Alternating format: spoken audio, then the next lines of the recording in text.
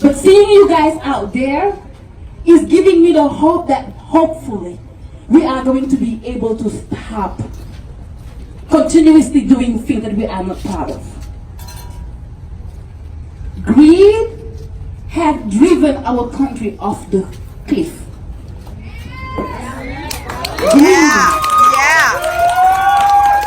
When we came here, we stole the land to build our families and give them a better life. Once we started that process, we also use other people from other countries and bring them here to work and labor for free so we can make money. And once we were trapped on that train, we didn't know where to stop. Every day, companies that we use every day, whether it is that you want to buy a book because you need it tomorrow and it's going to be delivered conveniently, whether it is that you have to run quickly to Bahamas and come back, our companies are also profiting from the oppression that we are trying to fight. And for us to stand here today in front of this building is to remind us that the GEO Group is the number one making money before even ICE came along. They had been making money on incarcerated brothers.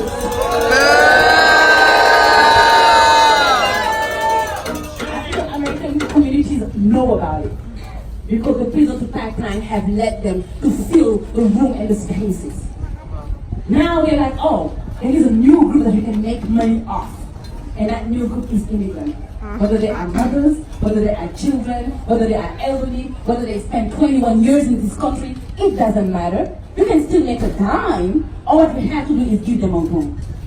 And we need to ensure that the GEO Group and people like them don't have no room in our communities no more. Are you with me?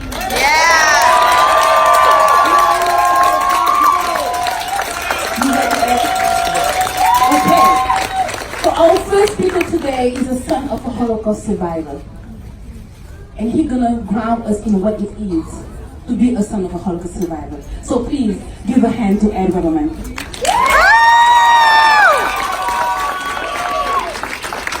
My name is Ed Rudderman, and I'm speaking on behalf of my father, who passed away around 40 years ago, Leon Rudderman. He was a Holocaust survivor. And before he died, I promised him that I'll never forget. I will make sure it never happens again. And he would be rolling in his grave. I can't believe we have concentration camps in America. We will not allow this to happen in our country. We're not going to turn our heads this time. We're not going to pretend it's going away. We're going to stand up and fight. In honor of my father, to put it in perspective, I have to tell you a little bit of his story, because as I think about it, it's horrifying because it's so similar to what's going on today. My father was born in Lodz, Poland in 1923 to the son of an impoverished Jewish tailor. Shortly after Hitler invaded Poland in 1939, when my father was only 16 years old, the Nazis formed a ghetto in Lodz and herded 164,000 people into an area 1.5 miles square. Imagine that. No food, no medical supplies, maybe a loaf of bread a week. Well, they closed the gates to the ghetto, like we're closing the gates on the camps down south, on April 30th, 1940. You know something? America watched, but did nothing. We're not doing that this time. That's right. Before my father was turned into a cattle car and sent to the Auschwitz concentration camp of Poland, a place where the sign says that if you work, you will be set free. He wasn't. America watched, but did nothing. In the third week of 1945, just before the Russians were coming through Poland, my father and a few of those that still had some life left in them were sent on a death march. They walked 7 days in the winter, in January, from Poland to Austria. Oh my God. to Mauthausen. He walked because he wanted to live. I'm speaking because I want all my brothers and sisters and our people down south to live in peace. He walked for something. On May 5th, 1945, which is Cinco de Mayo, my father was liberated from Mauthausen by American soldiers. And the American soldiers were horrified as to what they saw. We are now being horrified by what we're seeing, and we're not standing. That's right. Every day, I was telling David Sanchez this a couple days ago, the last 40 years I've had a book on my nightstand. It sounds kind of nerdy because I am a nerd, but it was something to remind me every night before I went to sleep where I came from. And the book is entitled While 6 Million Died, A Chronicle of American Apathy. I'm not apathetic anymore. That's right. Today we are witnessing in America many of the signs of Nazi Germany. Hatred and fear have been used to lead a whole segment of Americans into believing that anything bad in life is because of the impoverished families that are crossing the southern border looking for safety. The people that think this way would have made very fine Nazis. They worship their leader, their savior. Well, we are watching. America is watching. And this time, we are going to do something about it. We will end the concentration camps in our country and free those that are so immorally imprisoned. Shalom.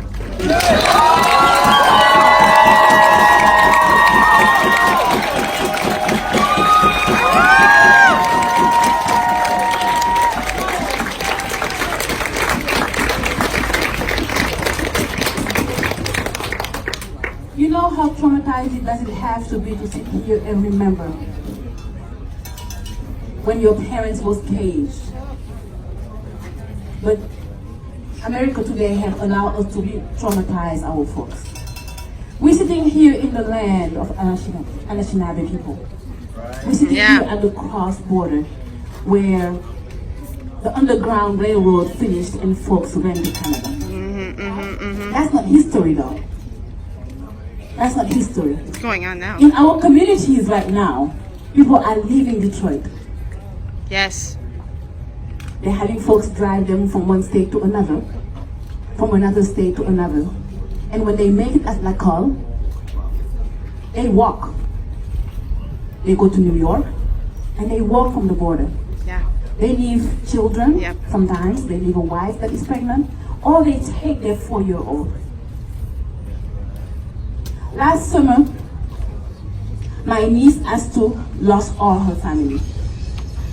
She was born in Georgia. Her parents met at the university as 2 immigrant students and fell in love.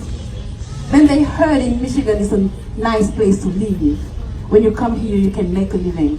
As a black person, you can actually get a house and live comfortably. But they came to Detroit and they built that. They also birthed 5 other children. For 21 years, they tried to make it here, but as students who overstayed their visa, there was no way for them to actually regain their status. For the last 5 years, they have both been in deportation proceedings.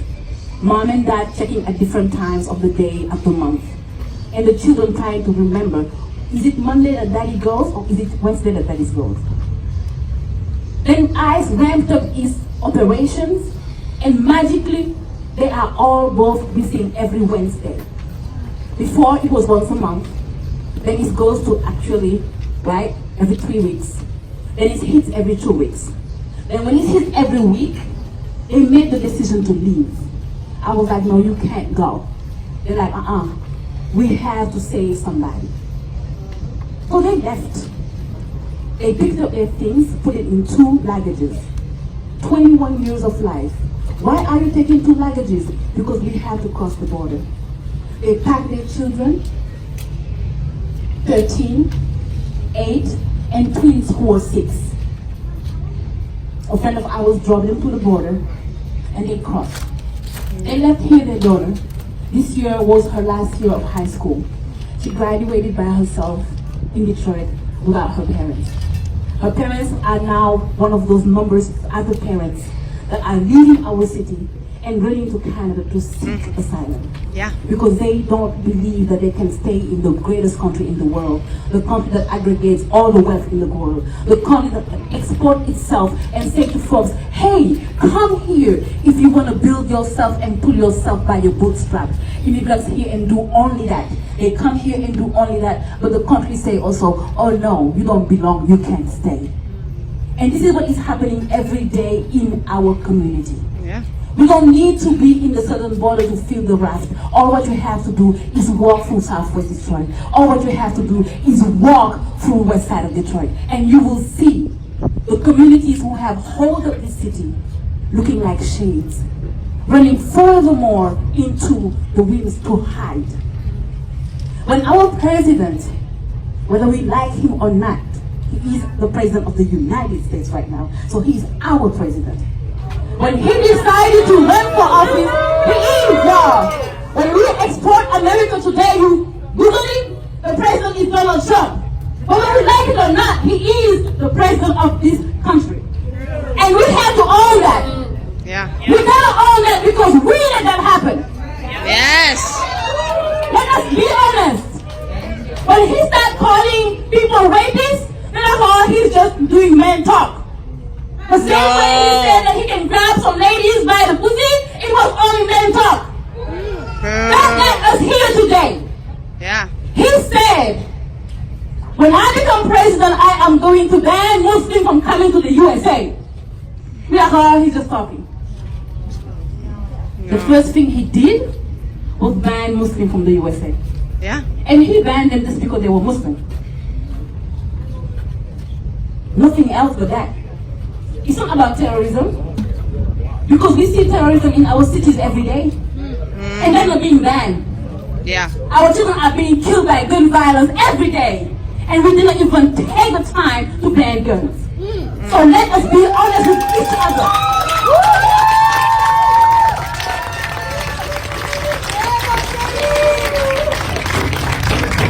Nada. I'm going to invite Nada and Hanuti, who's a friend of mine. My sister, my love, come here and let us know what do we need to do.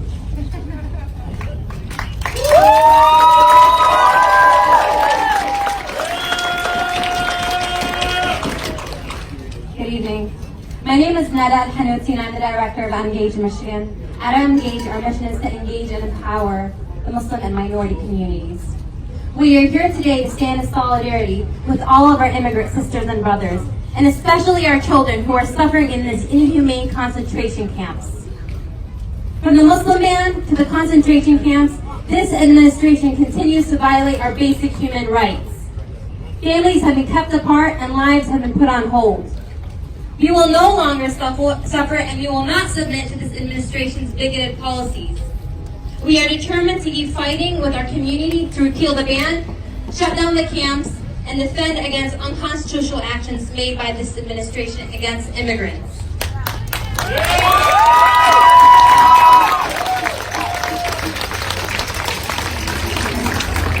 This has nothing to do with national security and everything to do with our bigoted policies.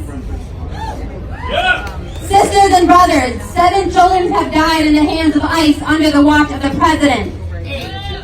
At this very moment, children are being shackled, caged, and without basic human necessities. Just this past week, the Trump administration argued that these children don't need beds or soap.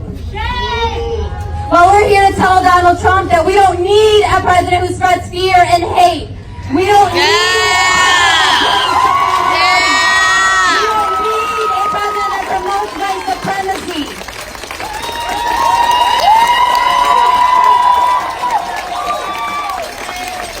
What we do need is our children out of cages. What we need is our families back together. What we need is a president with humanity.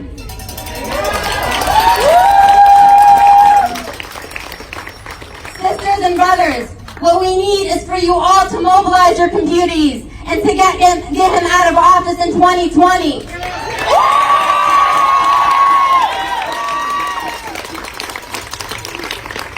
Do not let your activism stop here. We urge you to call your Congress members and demand that we shut down these camps and return these children back to their families.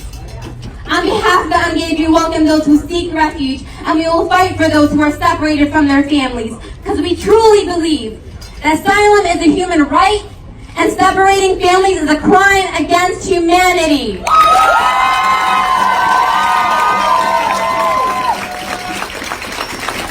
We will stand up to these harmful policies and stand forward for our undocumented sisters and brothers.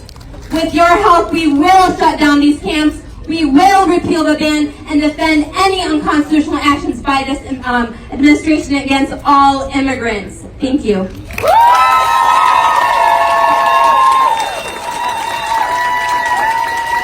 Yes.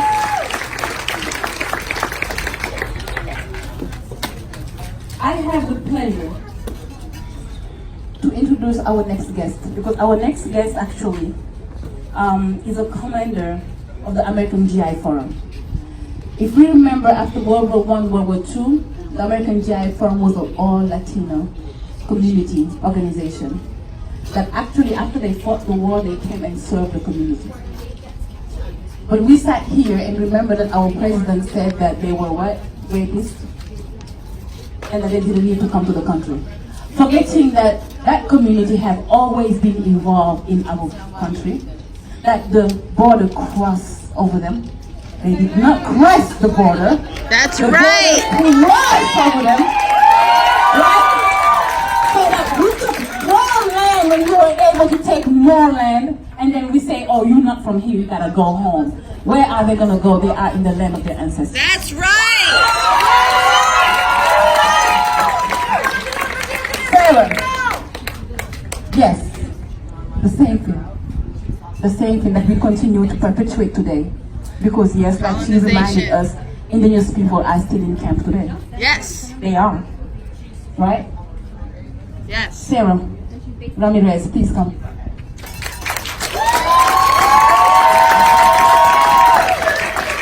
Thank you. Hi, my name is Sarah Ramirez Chavarria. I am the commander of the American GI Forum of Detroit and the state of Michigan. It was started in 1948 post-World War II to help Latino veterans secure their benefits that were denied to them and minorities across the board in America. And we evolved into a veterans, equal rights, civil rights, and educational access organization chartered by, let's see what it is. It's congressionally chartered veterans family organization. I'm here in that capacity, and I'm here in the capacity of an Army veteran who does not like what's going on. The organization, the American GI Forum, is one of many that have released statements condemning the actions of this administration. Ours reads in parts that the AGIF fully condemns the appalling conditions forced upon these destitute children, which do not reflect who we are as a humane society. The United States of America has been a nation to set an example for nations across the globe to emulate. Sadly, we have failed these children, and we have failed as a nation that was designed to give a voice to all. Accountability at all levels is paramount, and that must happen now. The AGIF calls on the federal government to immediately provide more resources for children at facilities, to conduct an investigation, to hold those responsible for the brutal treatment of all the children and everybody in their custody.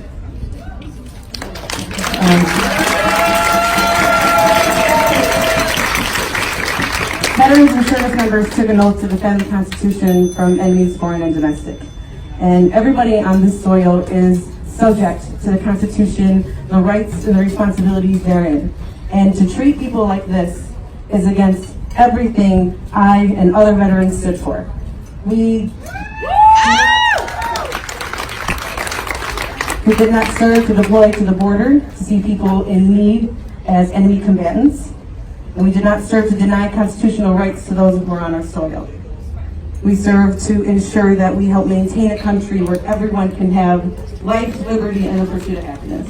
Thank you.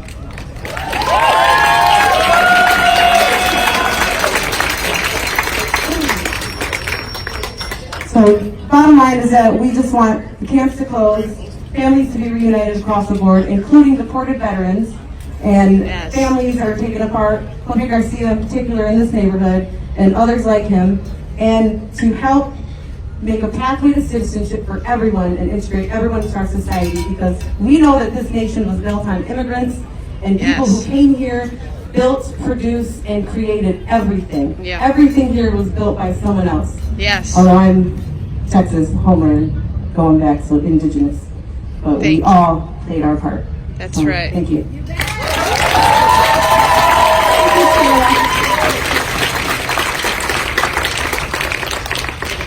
Just to remind us, right, the GEO group makes money by interning people and making sure that prison exists. And there is no difference between a detention center and a prison. A jail is a jail. When That's you make right. sure that somebody don't have no freedom to go sit at dinner with their family, calling it a detention center is just a way of making it feel softer. But the reality it is that we have seen it. We have seen children being abused, we have heard children crying, we have heard other people being asked to drink out of the toilet. So I hope that from this point on we're gonna call them what they are. They are just concentration camps and jails, right? Yes. While we buy, we have to choose who we buying from. Some cities have declared themselves sanctuary, and ICE have said, oh, okay, we're gonna go to the hotel and lock your families over there until we round you guys up. So please look out. If you give your money to the Choices Hotel, you need to keep it in your pocket now, because Choice have refused to say that they are not gonna collaborate with ICE. For the last month so far, communities have been organizing and pushing. Marriott Courtyard was part of the list of the hotel who actually agreed to collaborate with ICE. And under pressure this morning, they did say that they are not going to collaborate with ICE no more.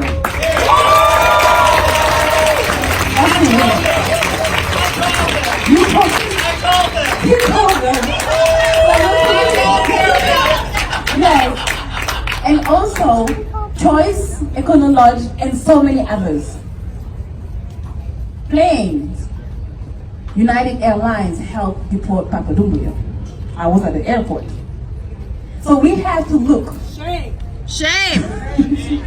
It is shameful, but we do have to be cognizant of the fact that things that we use every day, Amazon is also one of other collaborators with ICE. So we have to make sure we understand where we put our money. We're calling out the GEO group, but there is a whole array of companies who are continuing to make money. And unless we put pressure on them like we did on Marriott, thank you, to stop collaborating with ICE, they're always gonna find a way to do their dirty job. So as American citizens, it's on us to make sure that people that we are having contract with are not the one who actually are killing our families right on our back door. Next, I am gonna call Sandy Gayetan from the Detroit Hispanic Development Corporation. And mothers fighting for other mothers to be police.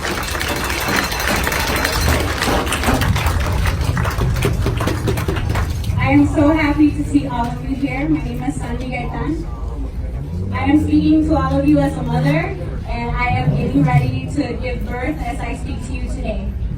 I know that you have been hearing many of the wonderful speakers. I wear many hats. I am a community organizer with the Detroit Hispanic Development Corporation, a proud member of CoreCivc Detroit. CoreCivc Detroit is an immigrant-led by immigrants for immigrants movement that's taking place all across the nation. Here in Michigan is very strong. Our chapter just started. And we are fighting for licenses for all. If you are not aware, if you are undocumented, they will not grant you an ID or a license.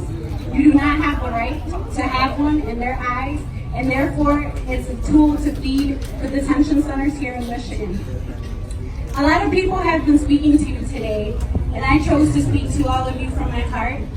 I am actually holding some medicine that I'm going to offer. If you look behind me, these are all of the lives that have been lost to the concentration camps. A lot of them are the children that were lost, and they were doing in chronological order from start to finish. You may know some of their faces, but you definitely do not know their stories, just like I don't. All we know is the names that we have heard, and the fact that they have been lost to ICE detention, and just brutalization, dehumanization, demonization. We don't know them. They had dreams, they had families, and it was taken all away from them.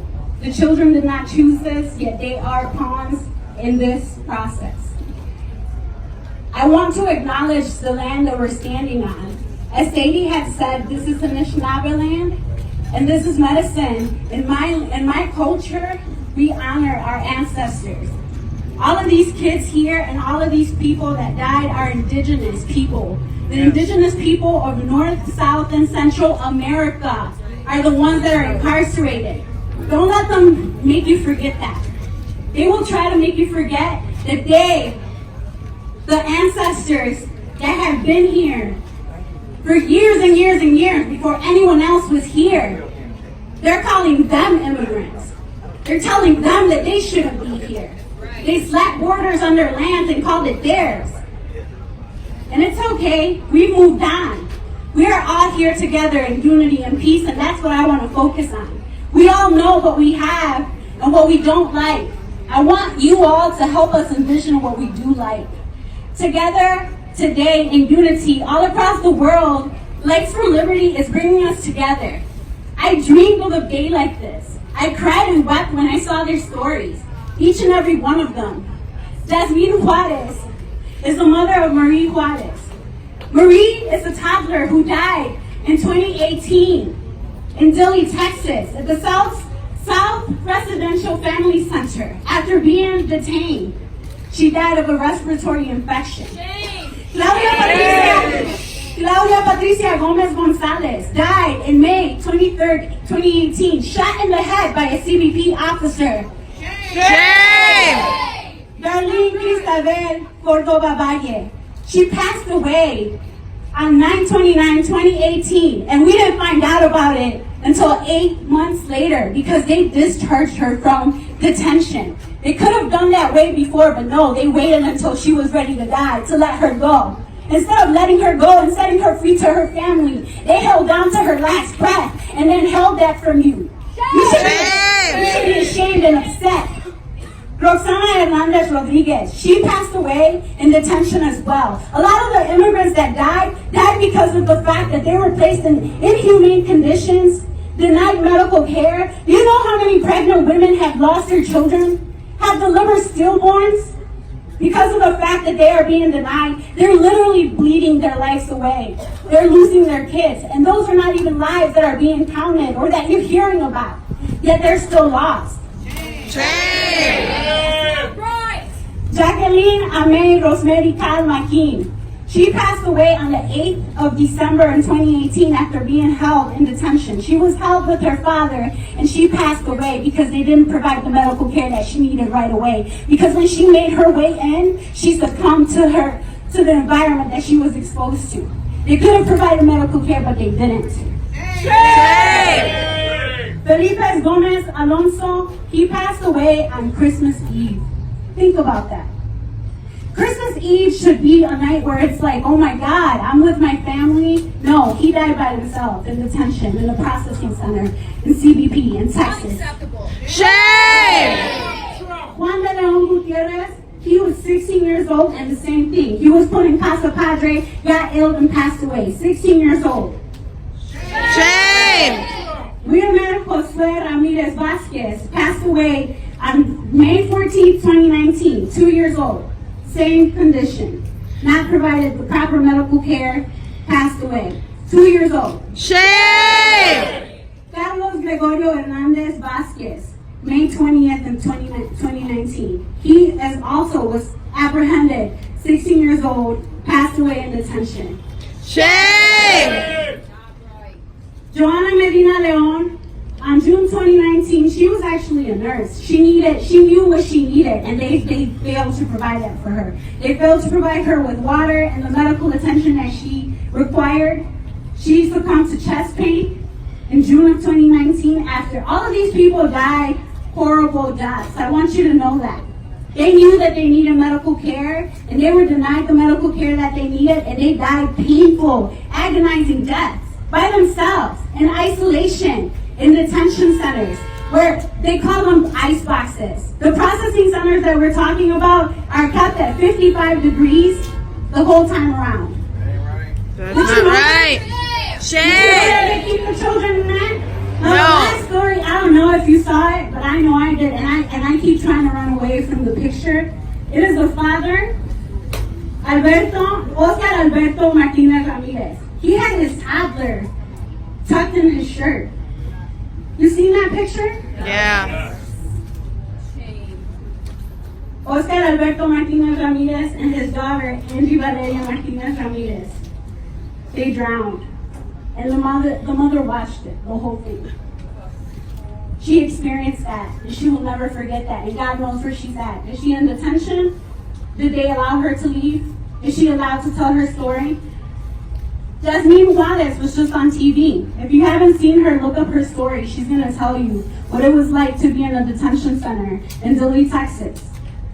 Before all of this hit the news, this has been happening and hitting our communities. And the thing is, we have your attention now.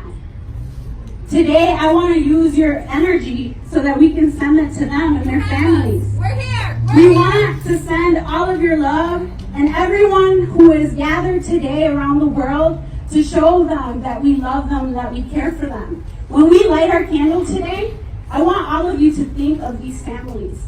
I want you to think of what we want for them. I want you to think of the freedom that we want. We want them free. We want them liberated, together with their families, joyful, safe. Exactly, keep going. Help us envision what we want. We know what we don't want because we already have it. We're living it today. Love. Together. Tell them what we want. Equality. Neighbors Sympathy. to belong. I want you to think of this Empathy. privilege, and I want you to think who granted you the privilege that you have to be free today. Yeah. Who granted you the privilege to be at home, free, safe, and doing what you want to do, pursuing your dreams? Who granted that for you? And who took theirs away? That's right. Because you know what? Their ancestors were here before all of us. And I'm tied to that indigenous heritage, even though they try to divide and conquer. They call us Latinos, they call us Native Americans, they call us Puerto Ricans and this and that. That's all just division. That's right. All of the people of South, Central, and North America Are are indigenous. the true Americans who have been here, yet they call us foreign. They call us illegal aliens. Illegal aliens. We're human beings. They never told you their story. No one is illegal. We're all human beings. We're tied together by family. Yet the narrative is we're foreigners. We're on stolen land. Don't forget that. That's right.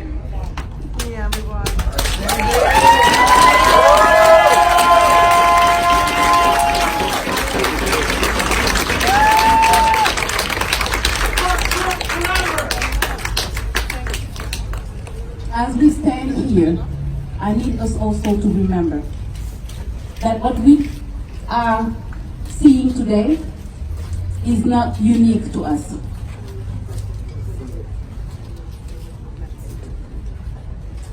Okay. And that in that idea of being united, of belonging somewhere, there are black immigrants who are drowning every day in the Mediterranean for the same reason. They cross the Mediterranean in boats and they die by hundreds. When they die, it's not 1, 2 people, it's 600, 700 people. And this has been happening for the last 10 years. What we are seeing today is a sickness that we share across the world. Yes. Yes. And it's on us to really decide what we want for our children. That's right. Because we allowed other children that are supposed to be ours to be caged for the last 2 years. That's right. We also allow ourselves to be hypocrites as Americans. That's right. We sit here and call this land the land of the free, the land of the brave. We sit here and talk about how we all love each other and everybody has the right to love whoever they want to love. When July hit, the whole United States is celebrating trans and LGBTQ. Because it's our right to make sure that our LGBTQ family members feels welcome. And they feel loved and they feel that they also belong. While we do that, we also allow LGBTQ from other countries who come, who flee. When we tell them, oh, come here. When you come here, you're going to find out that you are free to love and be loved and everything's going to happen. When they come at the border, we're like, oh no, you're too brown for that. That's right. Because that liberty is not allowed to people who have a certain shade of colors. That's right. Rosanna, Camelia, Johanna was in detention centers here, came into this country to seek asylum and was rejected, led to die or sent to die. And we knew that they were going to be killed if they make it there. Black immigrants represent 5% of the undocumented. Black immigrants represent 20+% of the people being deported and put in cages. That's right. And that's normal, because in this country, we have indulged ourselves in detaining in so many much more proportion people that look black just because they are black. And this is why we are here today in front of the GEO group, because the GEO group have been actually making money on your black brothers and sisters who live right next door to you. That's right. And now they are moving on to the next people who are the immigrants. Who do you think they're going to come back for next? Anybody? It's Us. going to be you. It's going to be you. So if you don't understand that, you need to wake up. And if you are up today and you walk, make sure you knock at your neighbor's door and make sure that they also wake up. Because this democracy, we are losing it under our eyes right now. Yeah, that's right. We are losing that democracy right now, right here. So unless we make sure that we did what our elders did, the one who fought for so much, for us to get here today, next election is going to be the end of it. Christian. Get your folks and make sure that we are going to be in the road and that we are going to do what we need to do so that we can reconstruct and build the democracy that we have been dreaming for. I'm not going to go in our communities here, we are at the northern border, families of American people are being torn apart every day. Don't come on. He lost his wife. I'm gonna let him tell his own story.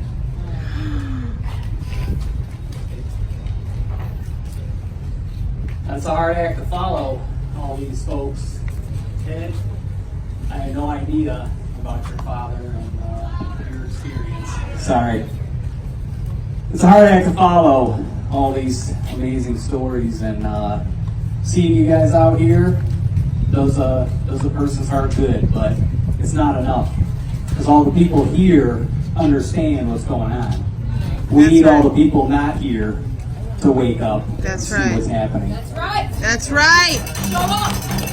So it's a failure of our entire system, all of our elected officials, Democrat and Republicans, who have continued to bow down to corporate interests and the almighty dollar.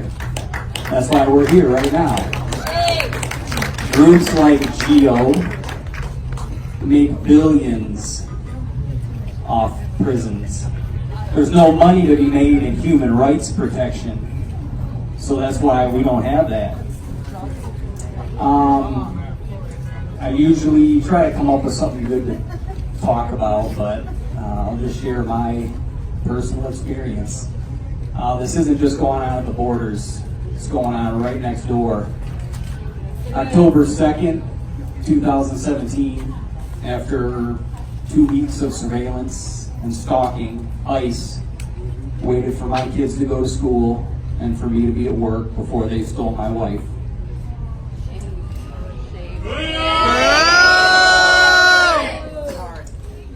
When we were getting ready to come down, I got 2 of my daughters here. My youngest said, "Is that for the ICE thing?" I said, "Yes." She said, "I want nothing to do with it." She's 9. Wisdom beyond her years. She can't stomach the thought of these demons stealing people and separating families. Post-traumatic stress, panic attacks, income loss, volunteer at church and school functions, my inability to provide certain things for my girls because I'm a single dad all of a sudden. So to all my single parents out there, I don't know how you've done it for so long. It's really hard to go to the jail, pick up a phone, and talk through plexiglass. See your wife in an orange jumpsuit while another inmate puts your arm around her and says, "Don't worry, I got this," because she's in tears as she says goodbye to her kids again. GEO Group had my wife for 2 weeks in Louisiana, and at large cost to you and I, right? My tax dollars went to my own wife's incarceration. How about that for your stockholders? So we are here today to wake up everybody else that is still asleep. Ed, right behind you, because we're on the cusp of another genocidal tragedy, you know? And that's what is really going on here. This isn't just about immigrants and children in cages. Yeah. This is about every single one of us on this earth. Yeah. Yes. We all have the right to be here. Yeah. And because money talks, that's where we're at. We need to get together and end this and bring our families back together. Bring them home.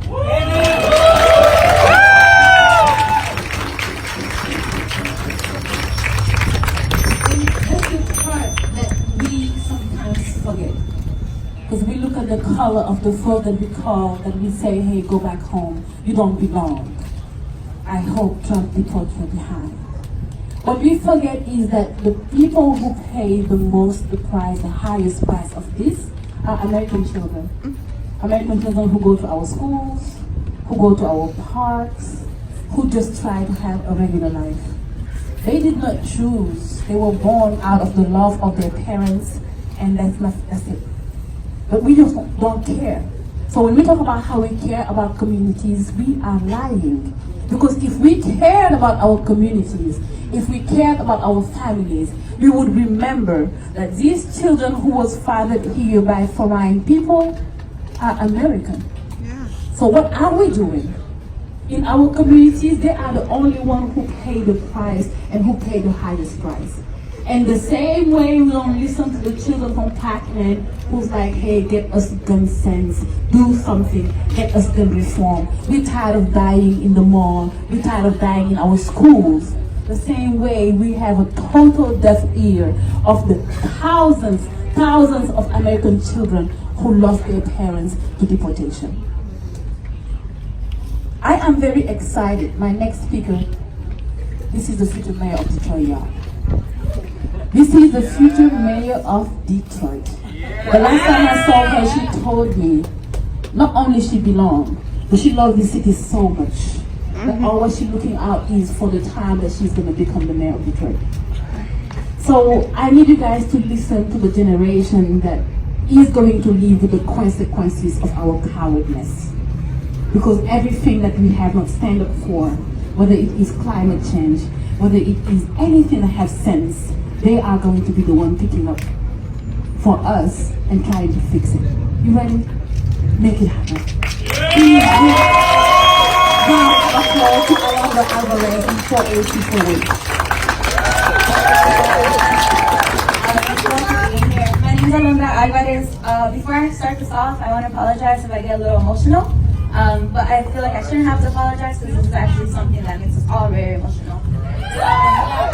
So it took me a minute to actually agree to David to come and speak, but it wasn't until this summer I actually got the opportunity to work with students And I look at them and they're just so free, they're doing what they want. And knowing that those kids in those cages could be one of my students, I knew I couldn't just sit and stay quiet. So that's why I'm here. So when I read stories about babies, mothers, fathers, grandparents, just innocent people in human cages, it breaks my heart. Not only does ICE separate our families, they are starting to dehumanize our people. These detention centers are concentration camps. Congresswoman Alejandra Ocasio-Cortez and Rashida both compared these centers to concentration camps after they visited them. We need to work together to ensure these camps get closed. These camps are traumatizing innocent people. Our Congress members need to understand that children need care, not bigger cages. Children belong with their families, not in these detention centers. Why does this country think it's acceptable to continue to invest money into deportations? In my eyes, it seems like this is the country's biggest concern, the country's biggest priority. So much time and money is being spent on immigration and deportation, but it is all out of hate. There are so many broken systems in America. We cannot fix them all in one day, I know, or not even in a year. But why do we continue to add on to these broken systems? The White House continues to promote hate. The White House continues to show America that Black lives and brown lives and immigrant lives do not matter. And even if they do not try, it is obvious that our lives are not valued when people are put into cage and denied basic human rights. If we do not act now, where will all this hate lead us to? When will it stop? We cannot wait any longer. Enough is enough. Close these camps now.